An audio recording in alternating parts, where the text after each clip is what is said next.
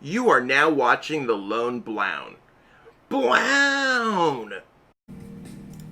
If you're looking for one of the best places to buy codes online, look no further than atlaspokemart.com. You can use the code TheLoneBlown12 to save 12% off all of your instantly emailed codes.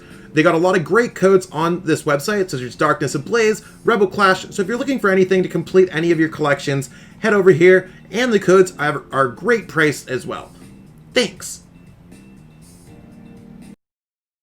Yo, what's poppin' people? You're back here at The Lone Blown. Thanks so much for stopping by, and today we're going to be going over one of the new decks that comes out from post-rotation. Now, when I say new, I shouldn't necessarily say new. Inteleon VMAX has been shooting those pew-pew laser beams for a minute now, but it was often being gatekeeped by PikaRom, and even in our pre-rotation UPR to Darkness Ablaze, otherwise known as like the POG 2020 kind of formats that we just played over this past couple weeks, Inteleon VMAX was allowed to be played, but it was gatekeeped by Vikavolt as well. So getting two Lightning decks in the tier 1-ish decks, tier 1.5, really stopped Inteleon VMAX from shining back then. Now that rotation is happening, Vikavolt isn't nearly as strong, and neither is Pika, because they've taken away Electro Power, they've taken away Thunder Mountain Prism Star, and they're really only left with Tapu Koko. So that means Inteleon VMAX is free to roam around. And before I get too far into this video, I do want to apologize in advance. We won't be going through a PTCGO playthrough. This is actually my second time filming this video, and the reason why we're not going through a playthrough is PTCGO hasn't rotated to this format yet. So even though there's not going to be any online events or anything like that really in this format, I do want to have it post-rotation so that for any upcoming events, such as the Hyperlux event or anything like that, Inteleon VMAX and other decks that I'm going to be posting this week are going to be, like, you're able to have an idea of what the format looks like. Beyond that, I will be doing PTCGO playthrough videos once it rotates. I believe that's happening this Friday. Considering this video is getting posted Monday, next week's videos should be full PTCGO playthroughs as you expect. Jumping back into it, Inteleon VMAX is super interesting because we got Max Bullet doing 160 damage and 60 snipe on the bench. So kind of similar to Dragapult. So instead of doing 180 for 2 energies, 130 and then 50 snipe, you could do 220, 160 and 60 snipe. It lines up numbers really nicely because you could one-shot you could kind of two-shot a Zacian and an ADP. You could go 160 and then put 60 on a Zacian, and then bring up the Zacian that has 60 and do 160 to it again, making it really interesting. Hydro Snipe is a good way to balance your opponent's energies by putting them back, so I went with more of a disruption build with this one. And if you want to see the full list, you could either screenshot now, the list is in the description as well. Check out some of the sponsors that help this channel out. We got Crushing Hammers.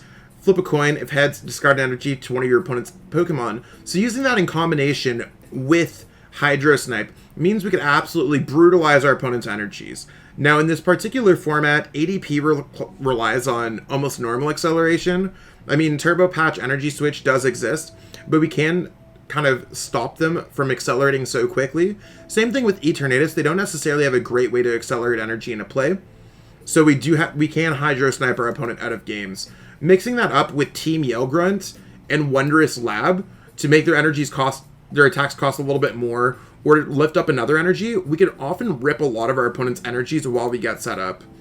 In order to get more value out of our Hydro Snipe and Max Bullet, both doing 60 and 60 to the bench, we have Zigzagoon, because a lot of Zigzagoon, Jirachi, Pokemon like that have 70 HP. Typical Dedenne for setup, if necessary. We do play Jirachi in this deck. We play Jirachi because Jirachi is important to grab out some of the disruption cards in this deck. So even if we're just chilling on the bench getting set up, waiting for a switch, we could either scoop up or switch out of this Jirachi. We did lose a skateboard in the rotation, but Jirachi seems pretty good in a deck like this while we set up in the backgrounds. We have a copy of Mewtwo because we have all those scoop up nets in this deck. 3 copies, so we can get back the Team Yell Grunt, use it a few times, boss orders. We do also have Inteleon V. This is our way to get around Zamazenta. If Zamazenta becomes more of a prevalent force in this format, I will include probably like a Lapras V to try to get around it. That might do a little bit more damage. Trying to figure out exactly what makes sense in this particular format. Snipe Shot's cool to just like beam something for 40 damage and get ready for a knockout. and Aqua Report revealing your opponent's hand is never a terrible after effect. Keldeo-GX is in this deck for Eternatus VMAX, so if they put out a full bench, they only need to have 7 Pokemon on their bench for you to go for an Oko, and considering they could have up to 8, if your opponent needs to try to get a lot of Pokemon to knock out an Inteleon VMAX, we further bolster our strong matchup by adding this in there. Also, it's good against GX Pokemon. EX Pokemon don't exist in this format. It's just GXs, Vs, and VMAXs. And we also have a way to go through any effects on your opponent's Pokemon. So we got some options here. Snom is there to evolve into Frosmoth. So if we ever really need to power up our Pokemon quickly, we could power up our Pokemon pretty quickly with Frosmoth. It does have to be water Pokemon, but powering up an Inteleon V, VMAX, or Keldeo-GX can be hot. Capacious Bucket will allow us to do it a little bit quicker than usual, because we could just rip out 2 water energies from our deck. PokeCalm seems great. We have 18 Pokemon in this deck. We have a mix of basics and evolutions, so Calm is definitely the wave for this deck. Quick Ball, typical, just to get out our basic Pokemon. I think every single deck's going to be running 4 copies of this card. Scoop Up Net, like I said, it's going to be for the Zigzagoon, the Jirachi, and the Mewtwo's. If you ever get stranded with a Frosmoth in active or a Snom active, you could also use Scoop Up Net on those. We only play 3 switches for that as well. Now, a switch might be a card that I might want to add more into. Most lists are probably playing 4 switch. I just was trying to justify it with the amount of Scoop Up Nets or the lower retreat cost of Inteleon VMAX.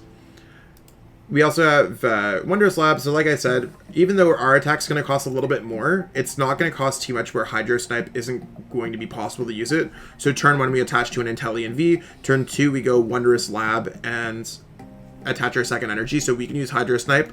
We could often shut our opponent out of games.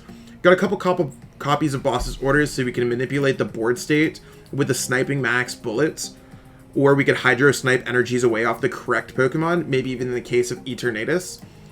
We have Marnie, pretty typical. I mean, we're playing a Disruption deck, so we maxed it on the 4 Marnie. Cynthia, unfortunately, is gone in the rotation, so we got to deal with the Marnie being there.